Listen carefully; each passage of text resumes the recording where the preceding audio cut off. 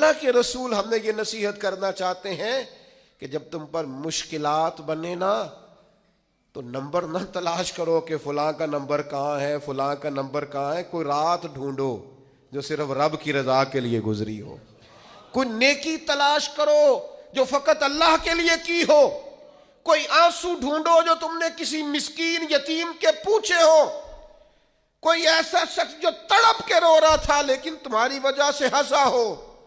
کوئی ماں جس نے راہ جاتے تمہیں دعا دی ہو کہ بیٹا جا تو جیتا رہے. کوئی بوڑھا شخص جس نے دعا دی ہو کہ اللہ دنیا اور آخرت میں تیرا بھلا کرے.